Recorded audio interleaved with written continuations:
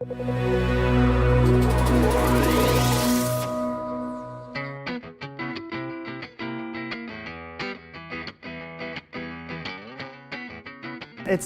great to be back for the second in this, for the second in this series of talks here at CAS. The first one, I don't know if how many of you were at that, was with Jeff Lynne. And I actually saw today that Cedars, the company that he set up and runs, and the company we talked about, and the company you had a lot of questions about, was named top tech investor and top seed stage investor in the UK. So I guess we're doing something right with these talks. As we just heard, our guest this evening is Debbie Wasco, founder and CEO of Love Home Swap. Debbie also chairs the Sharing Economy's trade body, someone who I think very much ticks all the boxes for this series. An entrepreneur, an investor, someone who continues to work closely together with the government. So I think a realist, if you like, when it comes to how much support is really forthcoming from the government for entrepreneurs and for those with good ideas in this space. So let me stop there and start this as an interview, as a conversation. I'll run about 25 minutes or so, and then I want you to have a really good crack as well and throw your questions, Debbie. Right, I started with Jeff Lynne like this, so let me start this way with you. And that was really in about 30 seconds or less to pitch your business. Yeah. Clearly you pitched your business many years ago to VCs, some of whom hated the idea. Yeah. How do you pitch it now? So the way that I describe it is that Love Home Swap is a site for homeowners who want to swap their homes with people like them around the world.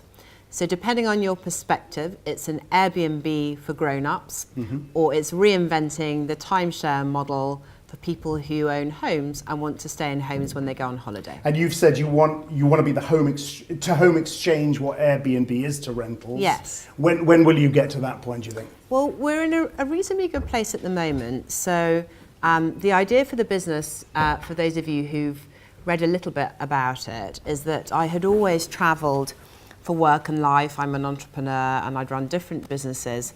And about 5 years ago, I took a very expensive holiday with very small children where we stayed in a hotel. And you may remember this stage, I know you're a parent too. Very, very tiny children. So you spend a lot of time with the lights off, trying not to wake them up, feeding them with the TV on, And it felt like it was rubbish and it was expensive. In the meantime, my home in West London was sitting empty, and this is a true story. On the flight on the way home, I watched the film The Holiday, which you may have seen, which is the original home swapping movie, and I thought, does that even exist? Because actually, I wish that I had just swapped my home instead of stayed in a very cramped hotel room. And then the entrepreneurial can't leave it alone thing kicks in, and I looked around, and it did exist, but it was as old as the hills, and it was ripe for what we now call the sharing economy, but we didn't then, type makeover. When we launched the site, it had 250 homes on it, which were mostly my friends.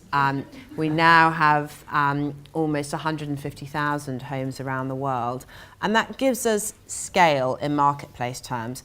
People home swap for one of two reasons. So either they know where they want to go and when they want to go, cousins, wedding, Los Angeles, June. And there, it's all about having enough inventory, so size really does matter. Do you have homes in places where they want to go?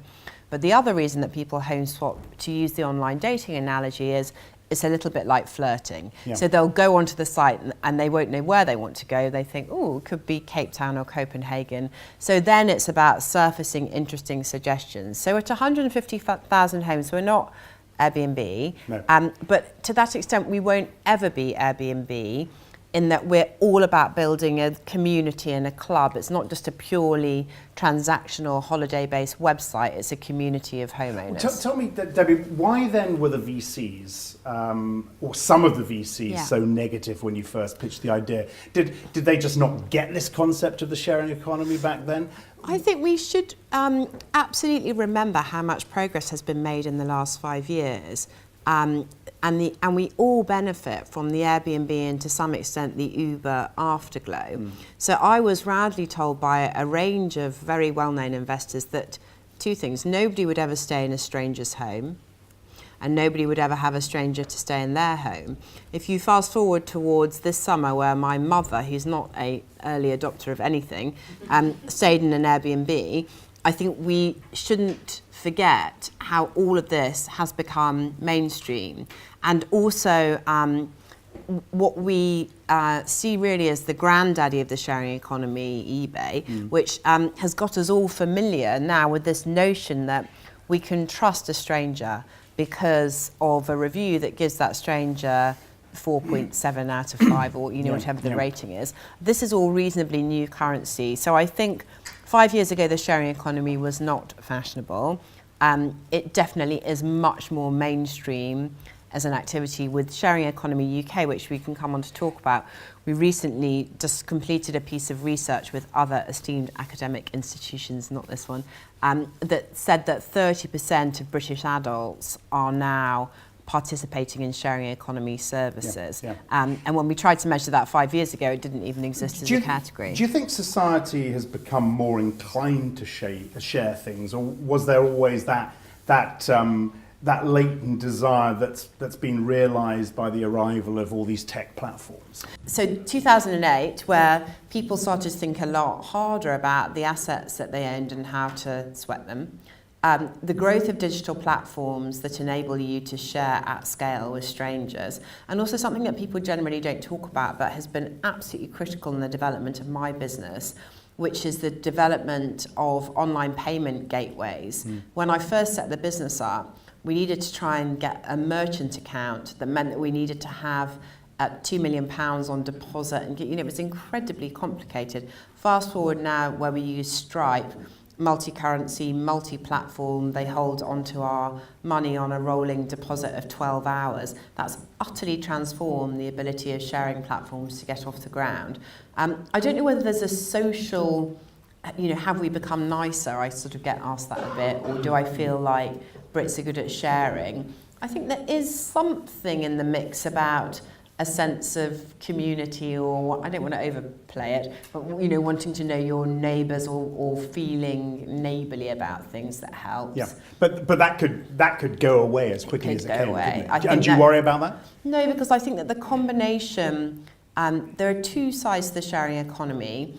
There's the money end of things, so are you making money and saving money? And there's the experience. And all data demonstrates that those two are of equal importance. So as well as the, I've stayed in an Airbnb and it's cheaper, or I've done a Love Home Swap and I've saved $4,000, which is the average saving for when you home swap. It's also this money can't buy experience of, I've stayed in a neighbourhood, I've stayed somewhere that isn't touristed, I've live swapped. I mean, that's what drives home swapping, is being able, in the To Kill a Mockingbird analogy, to put yourself in someone else's skin and walk around in it, because you live their life according to their top tips about how to live for a time. Is the sharing economy in any way controversial to you, or is it all good in your mind? Well, I am, and indeed should be, its biggest advocate in the UK, given that I'm the government's advisor on the sharing economy. I wrote the independent report, I chair the trade association that now has 50 members. And I genuinely feel that allowing ordinary people to make money and save money from the things they already own is a very good thing indeed. When people, I guess like me, try gratuitously for events like this to shoot it down for the sake of argument, what are some of the most compelling arguments you've heard from those people trying to shoot it down, or trying to say, look, we need to be a lot more wary of this than we are? Well, I don't find any of them terribly compelling. Okay. However, I think the things that I'm generally asked about or challenged on are trust and safety. I mean, that's the absolute fundamental question about the sharing economy. Back to my original experience of fundraising, can you trust a stranger in your home? What happens if someone sets fire to it? What happens to, when the Uber driver goes on a rampage, etc., etc.? I think that's a very commonly asked question. The flip of that is for people who are engaging with sharing platforms, either because they're working as an Uber driver or they're working as a cleaner on Hassel.com, or they're selling things on Etsy, or they're an Airbnb host for 20 days a year. What are the safeguards? There are some big structural questions and sort of geopolitical questions about the world of work. How will it change? Yeah. What happens when people work in a way that isn't really defined as work? They don't go to offices, and they don't have jobs for life, and they don't have healthcare, and they don't have, and is all of that a race to the bottom? And I think that there are answers to all of those questions, but those are the most commonly asked. And do you include in that pricing and the way people get paid? And I know this has become a big issue. It's become a big issue in the US. I believe Hillary Clinton has got involved in this discussion as well. And I imagine people in our government raise that as an issue as well. What do you say? They do, but I think that the UK is genuinely in a really exciting position with these issues. And be clear that in the time that the sharing economy has come to the forefront, we've had a coalition and now a Tory government. And that means that the buzzwords for them are around micro-entrepreneurship, and they're very supportive, as this government has been, and the coalition government before it, of the startup community. We have Tech City, we get an awful lot of airtime, and when you spend time in other countries, I was in Silicon Valley 2 weeks ago, you realise that we're genuinely in a great position in terms of interacting with and influencing government. Without being too technical about it, I think the way that the world of work works in the UK, and the way that regulation works in the UK, and the way that we have a welfare state, and the way that we don't have some of the issues that would drive a Hillary Clinton to talk about the evil that is the gig economy, because that's inextricably linked with things like access to healthcare. So it feels like we're in a very good position. We're also, given the, we have managed to get 15 minutes through this without talking about Brexit, which makes a change from every conversation I've had in the last 2 weeks. We are also in a great position versus the rest of Europe, because of the way that we're able to employ people and the way that people are able to work. So, do you think we should leave Europe? No, I'm an inner. I was a signatory of the letter. I mean, it's a separate topic, but I think that we would be mad to do anything to disrupt the digital single market that gives European startups, particularly a business like mine that is instantly pan-European, as are many sharing economy platforms. So, again, separate topic, but if you were to survey, and one was done last week by the Coalition for the Digital Economy, which is another lobby group for digital in the UK, we're profoundly inners. There's not a real Brexiter amongst us. You mentioned Silicon Valley, and clearly the big names, the household names, are a lot of big US players, the Ubers, the Airbnbs. Do you, and I want to come back to the way you started in just a second as well, but do you think of the UK as an entrepreneurial nation? Do you think we are disruptive enough? Are we prepared to be disrupted? Some people wouldn't think of us as an entrepreneurial nation. Well, just to unpick that a little bit, because we all have our own personal experience of entrepreneurship. And that's definitely not mine, but I'm from a very entrepreneurial family. No one in my family has a job. My mother, my father, my grandparents, everybody's always run their own businesses. And so my backdrop to life has been, from a very early age, understanding how business worked. And we are indeed a nation of shopkeepers. And I'm from, a Jewish immigrant family where everybody worked the markets, and that's what I did as a kid. And so I just don't have that context. I do think that there is a separate answer to your question, which is, can UK businesses disrupt at scale? Now, many of the big players in the sharing economy are actually European businesses. BlaBlaCar, which is by far the biggest car sharing platform in the world, is French and has a lot of operations over here. My own business, Hassel.com, which was recently sold as a UK-built business. I think there are some structural issues around access to capital which have been well documented, and no doubt Jeff talked about that a little bit, which just makes it very hard for us to scale at that level. And it's about investors' appetite for pre-revenue, pre-profit businesses in Europe, which is very different to the mentality in Silicon Valley. Is a smaller company in the sharing economy, like your own, or at least when you started, dependent on a big incumbent coming in and working together with you? We've seen it a lot. You with Wyndham, Hilton have got in, a number of big, old-fashioned companies, if you like, have got in. How important is that? It was very important for us to take the business to the next stage to access a few things. One was obviously greater capital, and there's only a certain number of people within Europe that can write a particular check size that you need once you get past your Series A. The second was, as an entrepreneur, you need to be savvy about how you drive scale. And actually, the dirty secret about many sharing economy businesses is they're incredibly unglamorous. So really what I'm growing is a call centre. It's call centre and customer service. Now, there are people who have very established businesses that have been doing that for years, that are located in parts of the world that are not central London, and it's obviously not the perfect place to grow a call centre in W1. So finding a way, for me, the decision was how can I access capital, but how can I access expertise, and also how can I access a potential membership base. When you're scaling up the business and you're completely focused on customer acquisition, there are some hacks and some shortcuts. And Wyndham, which is the travel business that invested in Love Home Swap a year ago, which owns Wyndham, the hotel business, and also Ramada and Travelodge, but additionally they own RCI, the timeshare business, and actually a lot of what we provide is a reinvention of timeshare. So being able to access their 2.5 million timeshare owners globally, Sure. and one assumes that some of them are going to be Love Home Swap members, was part of the decision-making process. Could you have done it without them?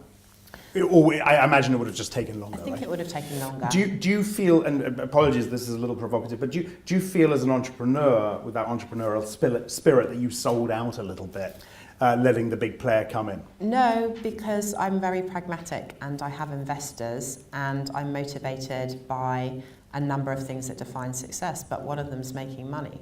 And the way that you make money as a startup is not through the money that you earn on the journey, which is, a pittance. And actually, most of the time, when I started Love Home Swap, I, invested a lot of my own money to get it off the ground. So we should be clear that we build businesses for exit. If we're not building a business for exit, then we shouldn't take any investment along the way. Yeah.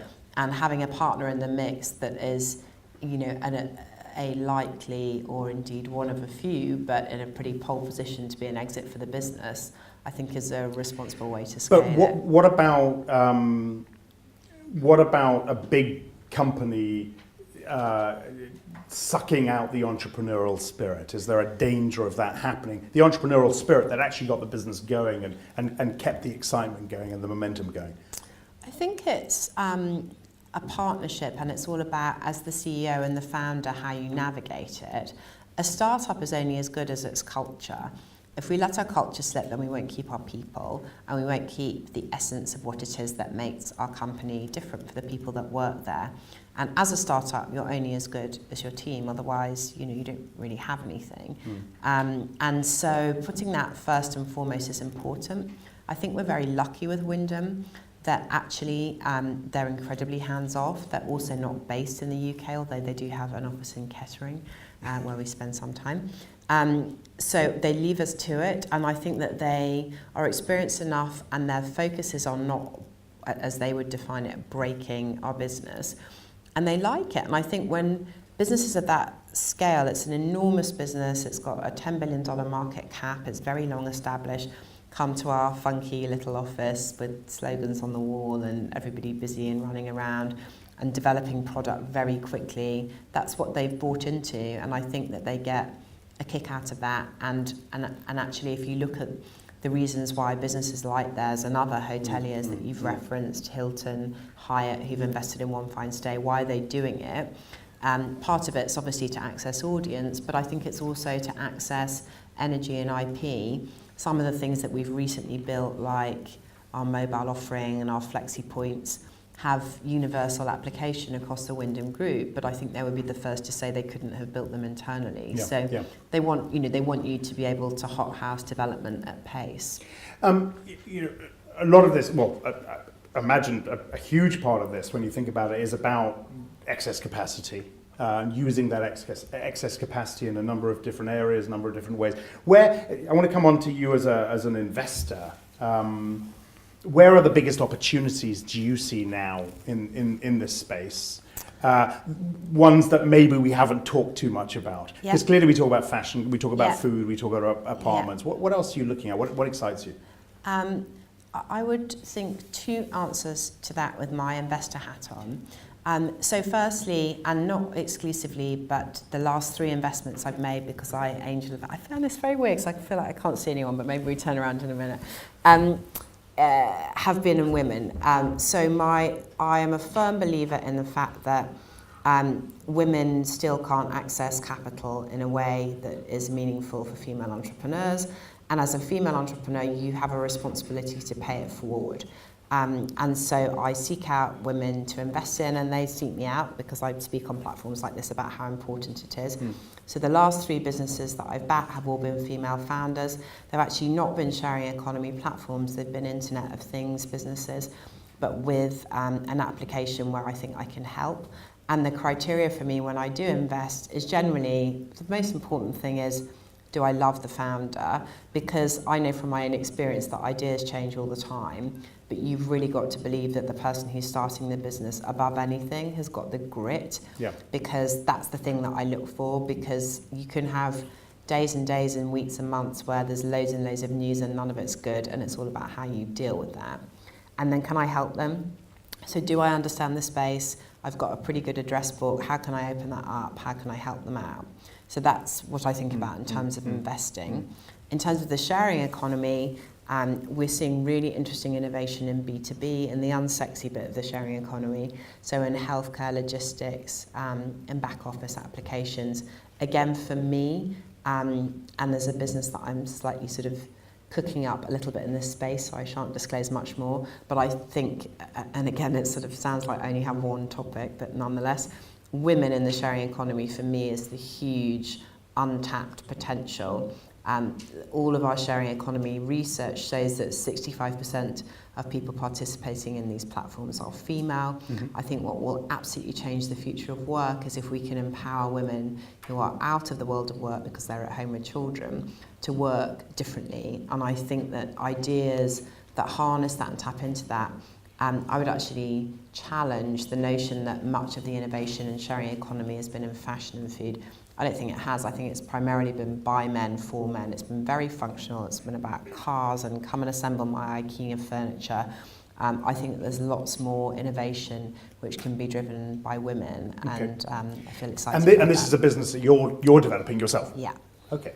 When are we going to hear about it? Soon. I'm quite busy at the moment, but I'll get there. You mentioned grit just then. What do you think is more important? That grit, the day-to-day grit and the day-to-day pushing things forward, or the entrepreneurial spirit in your blood, which clearly you had through the family, etc.? Yeah. Look, you've got to want it, because it's a horrible life. And it's a very weird life because you take yourself out of the norm. So for me, I studied at Oxford. I worked as a management consultant. I set up my first business at 25, knowing nothing. You take yourself out of the norm at a young age. None of your peers do what you do. My peers generally still don't do what I do.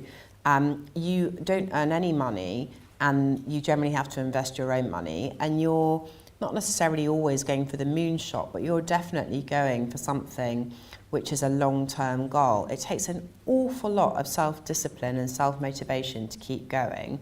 So I think you've got to really want it, and I see a lot of people along the way who think they want it, but then they don't. The other thing to remember is this stuff is not quick, and I know that we get carried away because we read about Snapchat, we read about these businesses that take less than a year.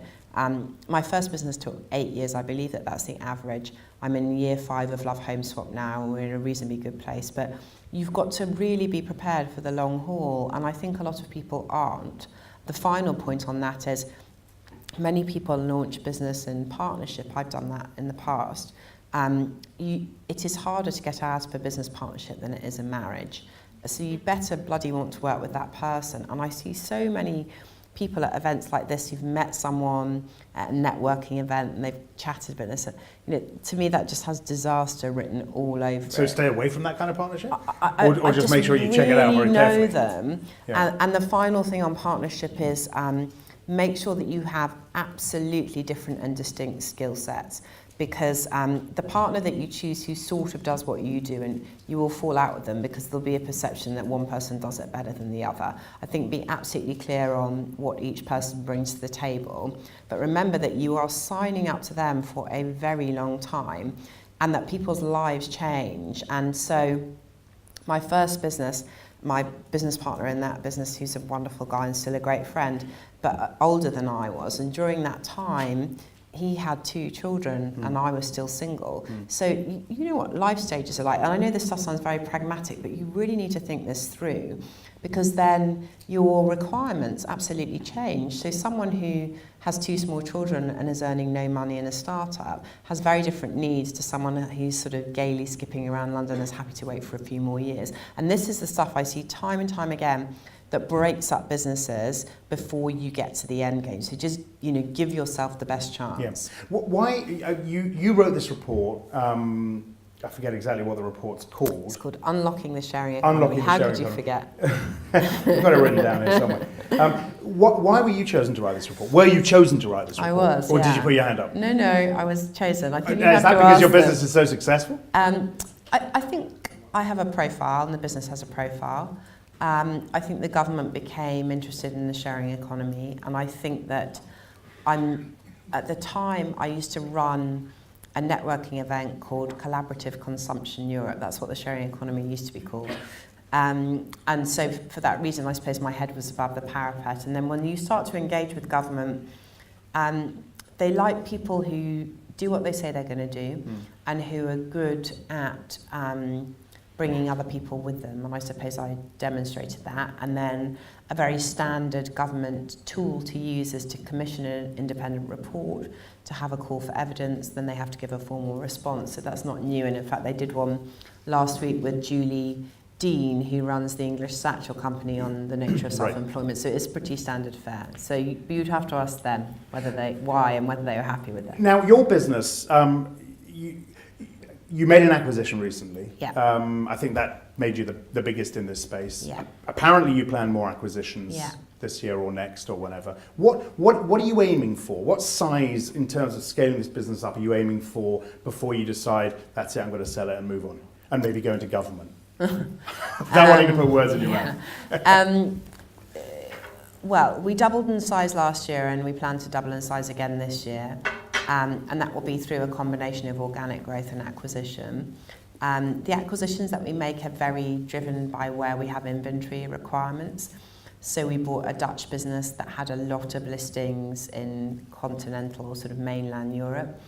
We're looking at potential acquisitions in the US.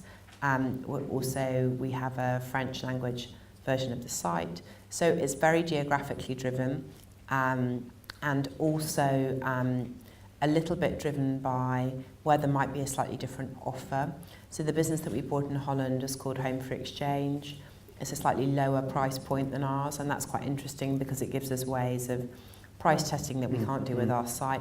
They also don't have some of the IP that we have that's driving our revenue around flexi points and an insurance product, so it gives us an opportunity to scale up their businesses separate. But is it about, and I ask this question to every entrepreneur, is it about getting to a point and then selling out?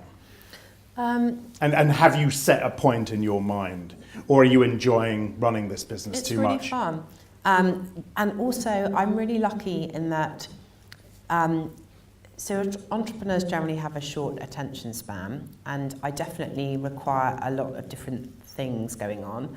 And I'm really lucky that I get to scratch that itch, because I'm CEO of a business that's absolutely transformed itself over the last couple of years.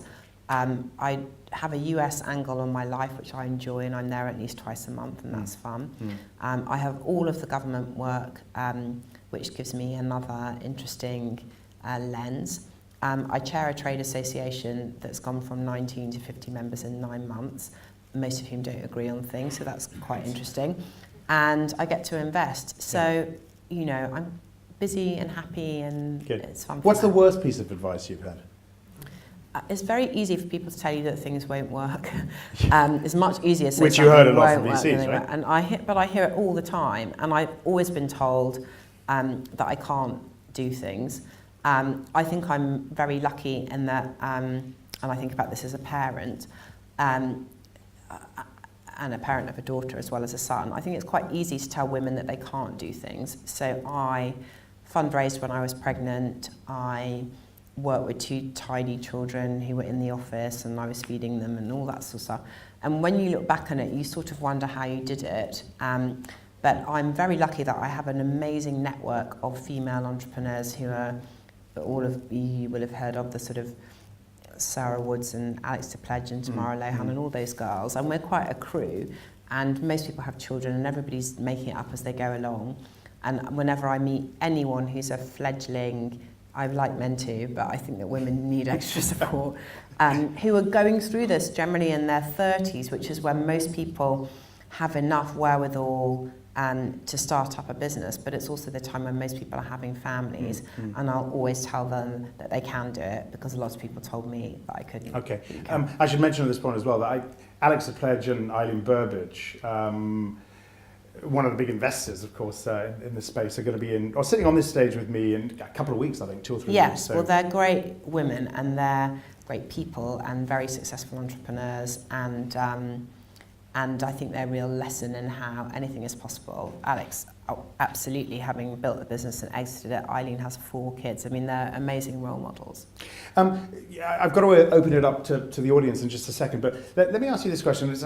It's a question I ask, again, I ask a lot of chief executives of companies about purpose, their purpose.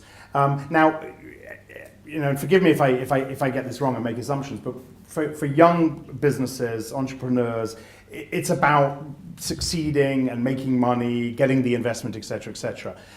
For a lot of big businesses and established businesses, whether it's the Apples of the world, they are in a position, people like Tim Cook, to turn around to short-term investors and institutional investors and say, if you don't like what we stand for in this world, be it sustainability, be it a bigger purpose, then don't invest in our stock.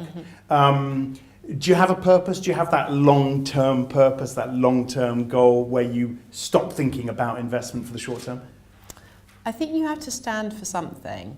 I think I've always felt like that. But that might change over time. So what do you stand for? So I think at the moment, given that I run Love Home Swap, then I genuinely believe that you can change the world through the power of sharing, which sounds a bit wanky, but what that's meant to mean is that I really believe that people can have a better quality of life, experience the world more, travel more, have more fun if they share their homes. And I believe that because I do it all the time, and I want to build a business that helps other people to do that.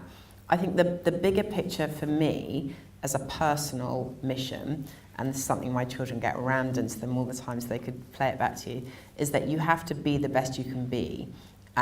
I feel that about myself, and if I don't feel like I'm being the best I can be, then I don't like that. Yeah.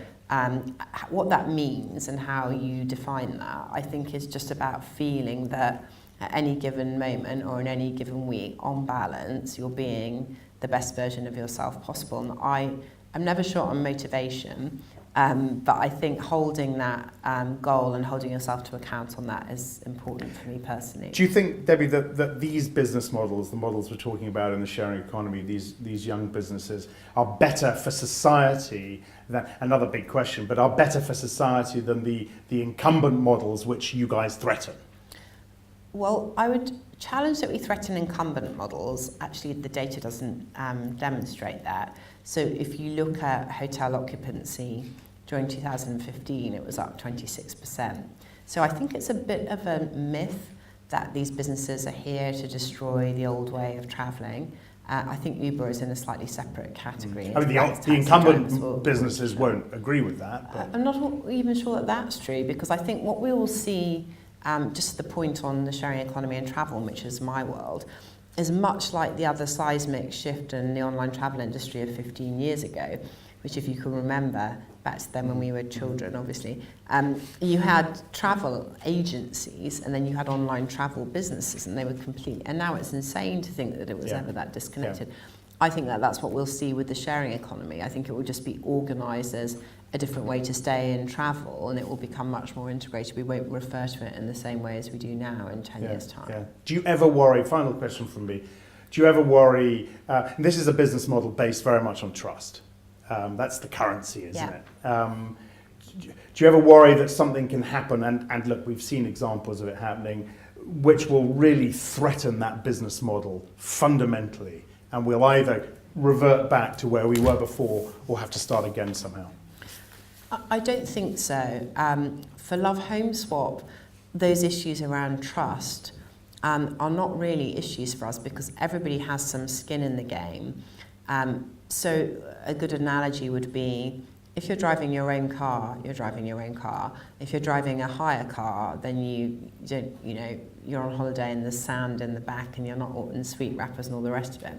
If you're driving your friend's car, then you're absolutely on best behaviour, and that's what we find in terms of home swapping, that actually everybody ups their standard. And I know, having done a home swap in half term 2 weeks ago, there was a lot of running around sorting the house out and making sure it was all perfect for the home. Well, you want people to treat your home like you treat theirs, right? Totally. So actually we square off those trust issues. So with my industry hat on, and as a separate point, we're developing the world's first trust mark for the sharing economy, partnering with Oxford University and PricewaterhouseCoopers and various others to put this in place. So I think having some kind of externally verifiable standard is an important part of the industry growing up. Like a kite mark, you mean, Exactly. for accredited sharing economy? And we're piloting that in the spring of this year. Okay. But I think in my day job, it's not the thing that keeps me awake at night. There are other issues. Debbie Wasko, everybody.